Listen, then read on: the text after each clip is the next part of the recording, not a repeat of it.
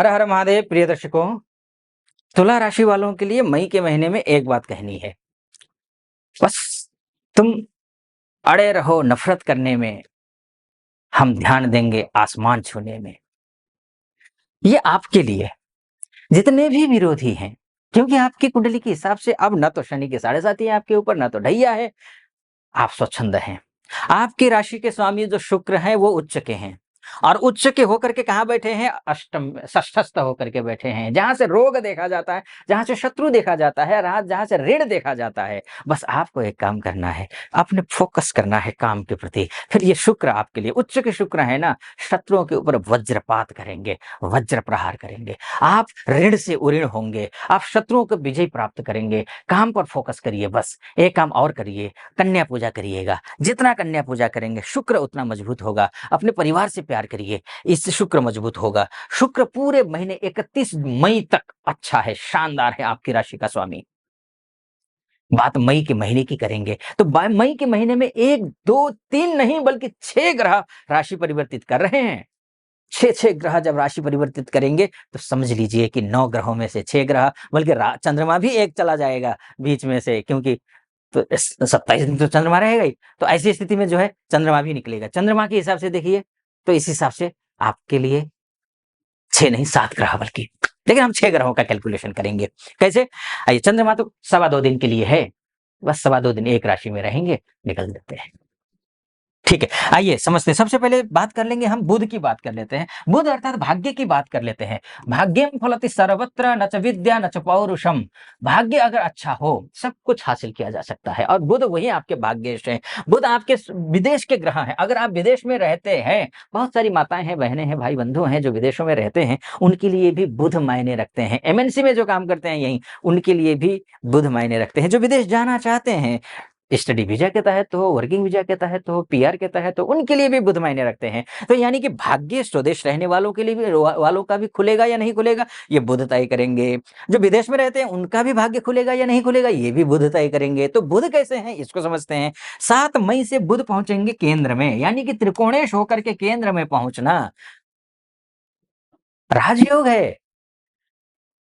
अगर उसमें भी अगर आप बिजनेस करते हैं तो और अच्छा, नौकरी ढूंढ रहे हैं तो और अच्छा, बिजनेस में कुछ भी हो, खासकर ग्रोसरी का बिजनेस हो, कपड़ों से रिलेटेड बिजनेस हो, इंपोर्ट एक्सपोर्ट का काम करते हो, मार्केटिंग से रिलेटेड काम करते हो, शैक्षणिक दुनिया से, शिक्षा के क्षेत्र से अर्थात शैक्षणिक दुनिया से जुड़े हुए हैं, स्कूल हो, कॉलेज में हैं आप स्वयं का स्कूल है, या फिर उसमें आप शिक्षिका हैं, शिक्षक हैं, कॉलेज में हैं, प्रोफेसर हैं, लेक्चरर हैं, एचओडी हैं, प्रिंसिपल हैं, वाइस आपका चांसलर हैं, कुछ भी हैं शैक्षणिक। आप बैंकिंग सेक्टर से क्यों ना हो, सीए क्यों ना हो आप, ये बुध इनका सबका नेतृत्व करता है। तो यानी कि बौद्धिक क्षेत्र से जो भी जुड़ा हुआ है उन सबका नेतृत्व करता है बुध, और बुध आपका भाग्येश है, तो आपके लिए केंद्र में आ जाएगा।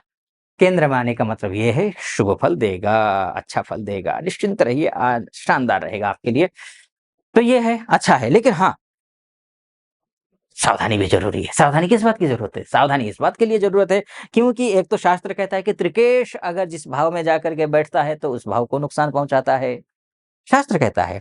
तो ये द्वादशेश है तो खर्चा करवाएगा। कहाँ खर्चा करवाएगा? बिज़नेस में खर्चा करवाएगा, ठीक है?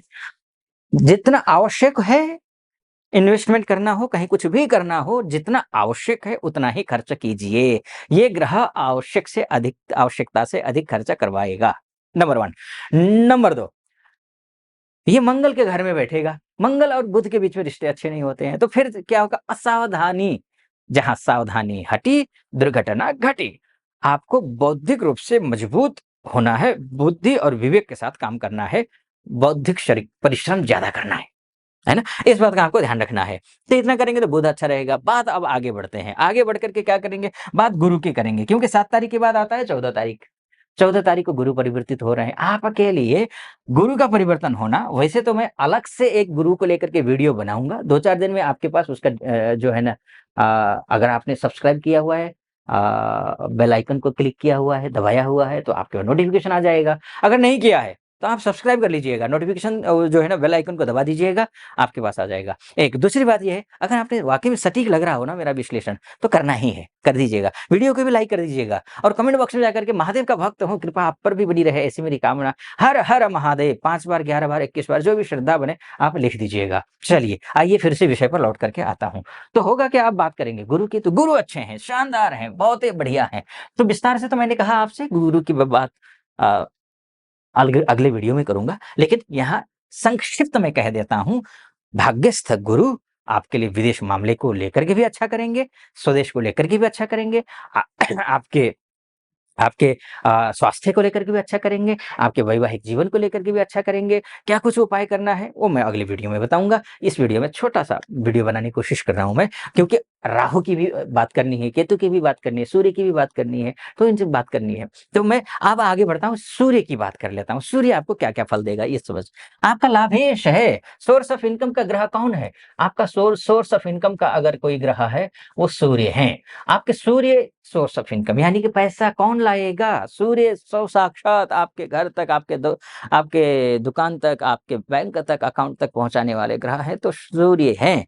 लेकिन वह बचत करेंगे, नहीं करेंगे, वो अलग ग्रह देखेगा, है ना? तो सूर्य आपके राशि वहाँ तक पहुँचाएँगे। तो सूर्य कैसे हैं, इसको समझते हैं। सूर्य देखिए, खराब है जी, सूर्य खराब है, सूर्य खराब है। तो एक काम करना पड़ेगा आपको। प्रातः जल्दी उठना है, सूर्य के दर्शन करने हैं, सूर्य को अर्घ्य देना है, इस बात का आपको ध्यान रखना है, ठीक है?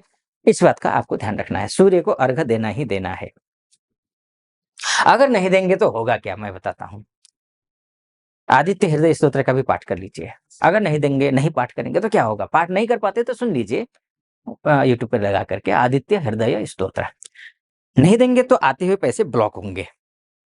शासन से, प्रशासन से जुड़े हुए कार्य नहीं बनेंगे। पॉलिटिक्स में असफलता मिलेगी। पॉलिटिक्स चाहे घर में हो, चाहे प्रोफेशनल लाइफ में हो, चाहे नौकरी के क्षेत्र में हो, चाहे कार्य क्षेत्र में, कहीं भी हो, प्रोफेशनल पॉलिटिक्स अगर आपके ऊपर हो रहा हो, तो आप पॉलिटिक्स की वजह से आप बहुत टेंशन में आने वाले हैं और आपा खो बैठेंगे और आप आपा खो करके आप जो है ना कुछ मिसबिहेव करेंगे, जिसकी वजह से आपके ऊपर अनेक प्रकार के लांछन लग सकते हैं। तो ये ध्यान रखना पड़ेगा आपको। तो सूर्य ठीक नहीं है, ठीक है?